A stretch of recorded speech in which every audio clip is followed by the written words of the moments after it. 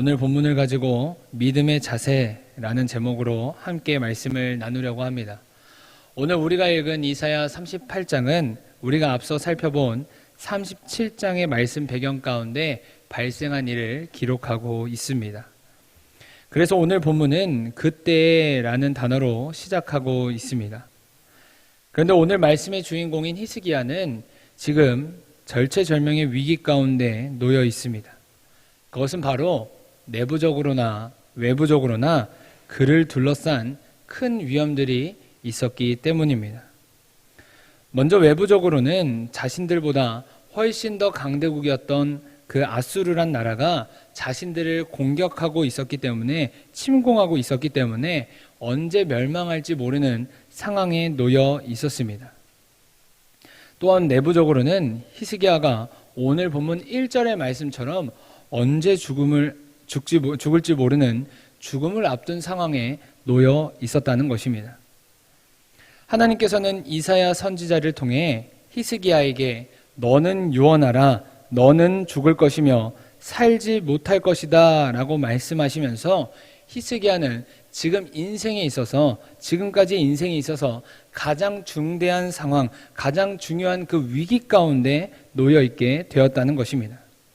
사랑하는 여러분, 히스기야의 마음이 얼마나 많이 무너졌을까요? 아마도 말로 표현할 수 없을 정도로 그의 마음이 많이 힘들었을 것입니다. 그런데 이런 상황 가운데서 히스기야는 지금 하나님의 백성으로서 우리에게 믿음의 모습을 보여주고 있습니다. 그렇다면 인생의 어려움을 만났을 때 우리가 하나님께 보여야 할 그 믿음의 자세는 무엇일까요? 그로 인해 우리가 누리게 되는, 하나님 안에서 누리게 되는 그 은혜는 무엇일까요? 이것을 중심으로 오늘 말씀을 살펴보려고 합니다. 히스기야가 우리에게 보여주는 믿음의 첫 번째 자세는 하나님 앞에 기도의 자리를 지키는 것이었습니다. 왜냐하면 어떠한 일이 우리 앞에 등장했을 때, 어떠한 위기가 우리 가운데 놓여 있을 때 하나님께 기도하는 것이 하나님의 자녀들이 하나님께 보여야 할 가장 기본적인 태도이기 때문입니다. 물론 히스기야 역시 완벽한 사람은 아니었습니다. 그래서 그는 어떤 때는 하나님을 의지하는 것이 아니라 그 아수르의 위협 앞에 그 당시 또 다른 강대국이었던 애굽을 의지하여서 그 아수르의 공격을 이겨내려 했던 적도 있었습니다. 이와 같이 그는 하나님 앞에서 잘못하고 실수했던 적이 있었다는 것입니다. 넘어졌던 적이 있었다는 것입니다. 그럼에도 불구하고 히스기야의 중심에는 하나님을 향한 그 신앙이 자리 잡고 있었습니다. 이것은 히스기야의 부모님의 영향이 컸습니다. 특히나 아버지 아하스 왕이 아니라 어머니 아비야의 영향으로 인해서 히스기야가 하나님을 섬기는 그 사람이 되었다는 것입니다. 특히나 이 어머니 아비야는 하나님을 섬기는 사람이었습니다. 그래서 어머니의 신앙을 물려받아서 히스기야 역시 하나님을 예배하는 사람의 그 모습을 보였습니다. 그래서 지금 히스기야는 자신의 문제를 놓고 3절에 나타난 바와 같이 심히 통곡하여 하나님 앞에 간절하게 기도하는 모습을 우리에게 보여주고 있습니다. 그런데 여기서 우리가 히스기야의 모습을 자세히 살펴보면 하나님께 기도할 때 우리가 어떤 모습으로 하나님께 기도를 해야 하는지를 보여주고 있습니다. 오늘 본문 2절에서 히스기야는 하나님께 기도할 때 얼굴을 벽에 대고 기도하는 모습을 보이고 있습니다. 여기서 얼굴을 벽으로 향하여 기도했다라는 것은 세상을 향한 시선, 세상을 향한 미련, 세상을 향한 기대를 저버리고 오직 하나님만을 바라보며 하나님만을 의지하고 기도했다는 것을 의미하고 있습니다. 우리는 때론 하나님께 기도하면서도 온전히 하나님께 나의 문제를 내어드리지 못하고 나의 생각, 나의 감정으로 인해 세상의 염려를 계속해서 붙잡고 기도할 때가 있습니다. 그래서 분명 하나님께 맡긴다고 하면서도 세상의 방법과 능력을 바라보면서, 능력을 의지하면서 이곳저곳 기웃거릴 때가 있다라는 것입니다. 그러나 오늘 히스기야는 우리에게 기도의 모습을 보여주고 있습니다. 하나님께 드리는 기도는 다른 것을 붙잡고 의지하는 것이 아니라 하나님만을 붙잡고 의지하는 것이다 라고 히스기야는 우리에게 말해주고 있다라는 것입니다. 왜냐하면 그래야지만 우리가 온전히 하나님의 일하심을 경험하고 목격할 수 있기 때문입니다. 그래서 어떤 신학자는 기도에 대해서 이렇게 이야기합니다. 기도 자체는 우리에게 있어서, 나에게 있어서 무능이지만 하나님께서는 그 기도의 무능을 통해 전지전능한 역사를 실천하신다. 그러므로 사랑하는 여러분, 우리가 하나님께 마땅히 보여야 할 믿음의 자세는 다른 곳에 시선을 두고 그것을 붙잡고 의지하는 것이 아니라 하나님만을 바라보며 하나님만을 의지하여 하나님께만 매어 달리는 것인 줄 믿습니다. 그리고 바로 그때 하나님께서는 인생의 어둠 가운데 있는 우리에게 찾아오셔서 그분의 얼굴을 보여주실 것입니다. 따라서 우리는 날마다 하나님 앞에 우리의 힘과 능력을 내려놓고 나의 생각과 감정을 내려놓고 하나님만을 바라보며 기도해야 한다는 것입니다. 그리고 그렇게 될 때 살아계신 하나님께서 우리 삶 가운데 반드시 역사하실 것입니다. 우리 예레미야 33장 2절부터 3절까지의 말씀을 다 함께 읽도록 하겠습니다. 시작. 이를 행하시는 여호와, 그것을 만들며 성취하시는 여호와, 그의 이름을 여호와라 하느니가 이와 같이 이르시도다. 너는 내게 부르짖으라. 내가 내게 응답하겠고 내가 알지 못하는 크고 은밀한 일을 내게 보이리라. 아멘. 그러므로 사랑하는 여러분, 바라기는 우리 모두가 날마다 다른 곳에 시선을 두지 않고 하나님만을 바라볼 수 있길 간절히 원합니다. 히스기야처럼 우리가 얼굴을 벽에 대고 하나님께 소망을 두며 살아갈 수 있길 간절히 원합니다. 히스기야가 우리에게 보여주는 두 번째 믿음의 자세는 하나님의 뜻을 인정하는 모습입니다.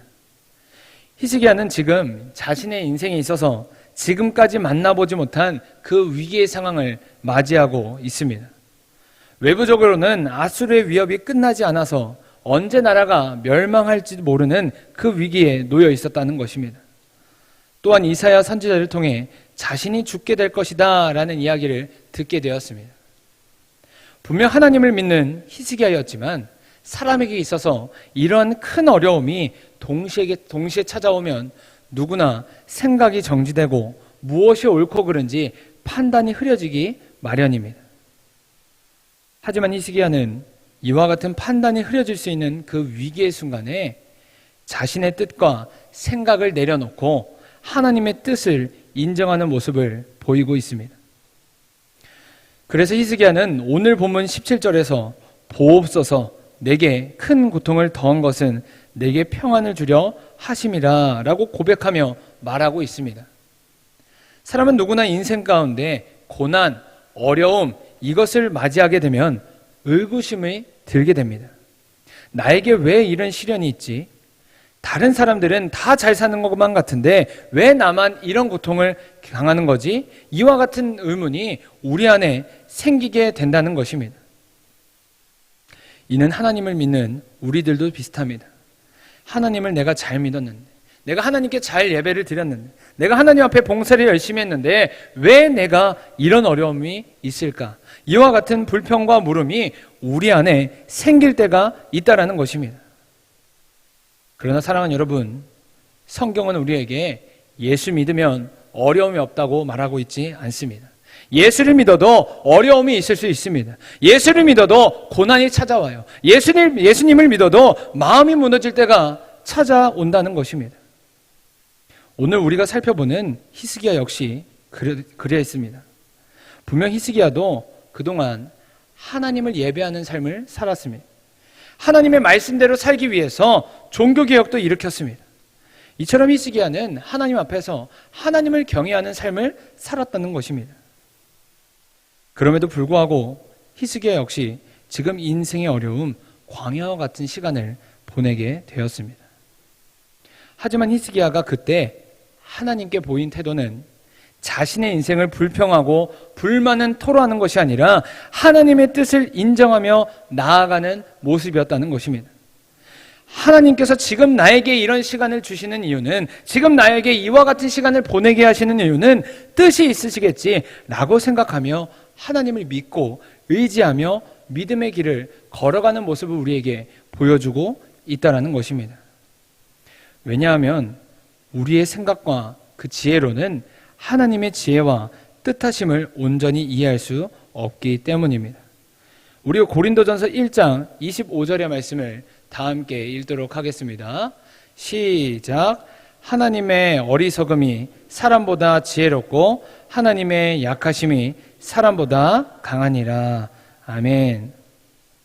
우리 준비한 사진이 있는데 한번 준비한 사진도 띄워주시죠.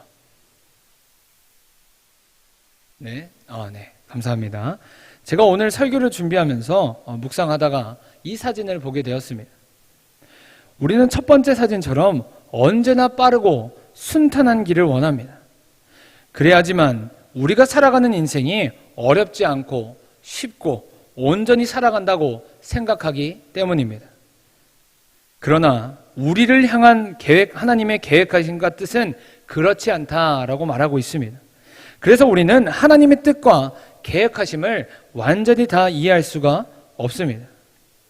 그러므로 사랑하는 여러분, 우리가 하나님께 보여야 할 믿음의 자세는 하나님께 우리의 인생에 대한 그 불만, 불평을 토로하는 것이 아니라 히스기야처럼 하나님께서 나를 향한 뜻이 분명히 있으시다는 것을 인정하며 나아가는 모습인 줄 믿습니다. 선하신 주님께서 우리를 가장 좋은 길로 인도하신다는 그 믿음을 가지고 나아가는 삶, 이것이 바로 하나님께서 우리에게 원하시는 모습인 줄 믿습니다.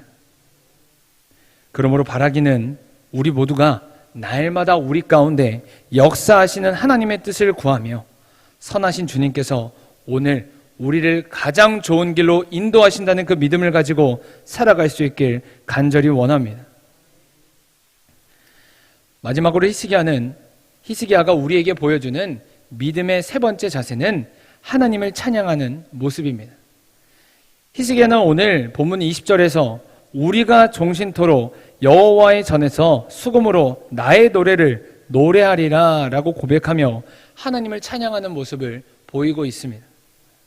사랑하는 여러분, 지금 히스기야의 삶은 하나도 바뀌지 않았습니다. 분명 하나님께서 약속하셨지만 아직 히스기야는 하나님의 구원하심을 온전하게 경험하지 못했다는 것입니다. 그럼에도 불구하고 히스기야는 지금 하나님 앞에 찬양을 올려드리는 모습을 보이고 있습니다. 어떻게 그가 그렇게 살아갈 수 있었을까요? 그것은 바로 우리가 하나님을 찬양하는 것이 우리의 존재의 이유가 되기 때문입니다. 우리 이사야 43장 21절의 말씀을 다 함께 읽도록 하겠습니다. 이사야 43장 21절의 말씀 다 함께 읽겠습니다. 시작. 이 백성은 내가 나를 위하여 지었나니 나를 찬송하게 하려 함이니라. 아멘. 우리 시편 150편 6절의 말씀도 다 함께 읽겠습니다. 시작. 호흡이 있는 자마다 여호와를 찬양할지어다. 할렐루야. 아멘. 또한 우리가 하나님께 찬양을 드리는 이유는 하나님께서는 우리의 찬양을 들으시고 기뻐하시면서 동시에 우리는 찬양을 통해 하나님께 영광을 돌릴 수 있기 때문입니다. 우리 시편 66편 1절부터 2절까지의 말씀을 다 함께 읽겠습니다. 시작. 온 땅이여 하나님께 즐거운 소리를 낼지어다. 그의 이름의 영광을 찬양하고 영화롭게 찬송할지어다. 아멘. 그렇게 히스기야는 지금 찬양으로 하나님을 높이고 있습니다. 비록 나의 삶이 지금 당장 바뀌지 않았다고 할지라도, 내가 처한 환경과 그 상황이 변화되지 않았다고 할지라도 믿음의 사람은 언제나 하나님께 소망을 두면서 하나님을 찬양하는 사람이라는 것입니다. 그리고 우리가 이와 같이 하나님께 찬양을 올려드릴 때 하나님께서는 그 찬양을 통해 우리에게 힘과 능력을 부어주신다라는 것입니다. 미국의 유명한 복음 전도자이자 장애인 인권 운동가 중에 조니 에릭슨 타다라는 여성분이 계십니다. 이분이 어느 날 친구들과 함께 강가에서 놀다가 친구들과 다이빙을 하고 이렇게 놀았다고 합니다. 그런데 불의의 사고로 인해서 그만 목이 부러져서 어깨 밑으로는 전신이 마비되는 사고를 겪게 되었습니다. 그녀는 기독교인이었지만 이러한 사실로 인해 하나님께 많은 원망을 토로했다고 합니다. 그래서 침상에 누워서 항상 천장만 바라보면서 있는 그 상황, 자신의 놓여 있는 그 처지를 바라보면서 하나님께 원망하였고 그 깊은 절망 가운데 빠져서 살아가는 그 시간이 오래되었다고 합니다. 그러다 어느 날 갑자기 그녀의 마음 가운데 이런 마음이 들기 시작했다고 합니다. 내가 이런 몸이라도 하나님께 쓰임받을 수만 있다면 하나님을 원망하지 않고 하나님의 영광을 위해 살아갈 수 있을 텐데. 그리고 이런 마음이 들자 그녀는 하나님께 기도하기 시작했다고 합니다. 그리고 그때 그녀는 한 가지 생각이 떠오르게 되었다고 합니다. 그것은 바로 자신이 지금 어깨 밑으로는 전신이 마비되어 있지만 아직 입술은 움직일 수 있다는 사실이었습니다. 그래서 그녀는 그때부터 하나님을 입술로 계속해서 찬양했다고 합니다. 그리고 시간이 날 때마다 볼펜을 입술에 물고 글씨를 쓰는 연습을 하면서 그림을 그리는 연습을 진행했다고 합니다. 그리고 이후 그녀가 입으로 그린 그림이 사람들 사이에서 유명세를 타게 되었다고 합니다. 그러던 중에 어느 날 그 어떤 볼펜 회사가 그녀의 그림을 보고 그녀의 소식을 듣고 자신들의 그 광고에 그녀에게 출연해야 될 것을 제의했다고 합니다. 그래서 그녀는 광고를 수락하면서 한 가지 조건을 걸게 되었다고 합니다. 그것은 바로 자신이 나오는 광고 맨 하단에 하나님을 찬양합니다 라는 글자를 삽입해 달라는 것이었습니다. 그래서 볼펜에서는 그녀의 제의를 듣고 그것을 승낙하였고 이를 통해 그녀는 유명세를 타게 되었다고 합니다. 그리고 이후 복음 전도자로서 장애인 인권 운동가로서 미국 사회에서 강한 영향력을 끼치는 사람이 되었다고 합니다. 사랑하는 여러분, 이처럼 우리는 우리의 입술에서 하나님을 찬양하는 고백이 끊이지 않아야 한다는 것입니다. 그리고 그때 하나님께서는 우리에게 우리가 마주한 환경과 어려움을 이길 수 있는 힘과 능력을 주신다는 것입니다. 그러므로 사랑하는 여러분, 바라기는 우리 모두가 우리의 입술을 통해서 하나님을 날마다 찬양할 수 있길 바랍니다. 하나님께 영광을 돌리는 삶을 살아갈 수 있길 바랍니다. 그리고 그때 하나님께서 우리에게 주시는 그 힘과 능력을 우리 모두가 경험할 수 있길 간절히 원합니다. 이와 같은 믿음의 자세로 우리가 살아갈 때 하나님께서는 우리를 구원하시고 보호하신다라고 오늘 보면 6절을 통해 말씀하고 계십니다. 사랑하는 여러분, 히스기야와 같은 고난이 찾아옵니까? 우리가 버티기에는 너무나 무거운 짐이 우리 안에 있습니까? 바로 그때 우리가 히스기야와 같은 그 믿음의 자세로 하나님의 도우심을 구하며 하나님만을 의지하는 모습을 살아갈 수 있게 간절히 소망합니다. 선하신 주님께서 우리를 가장 좋은 길로 인도하신다는 그 믿음을 가지고 오늘 하루를 살아갈 수 있길 간절히 소망합니다. 그래야 우리 삶 가운데 어떤 어려움과 위기가 찾아온다고 할지라도 끝까지 하나님께 우리가 소망을 두면서 하나님을 찬양하는 삶을 살아갈 수 있길 간절히 소망합니다. 그래서 오늘 하루 우리가 살아갈 때 어떤 상황과 환경을 마주한다고 할지라도 하나님의 도우심과 보호하심을 경험할 수 있길 간절히 소망합니다.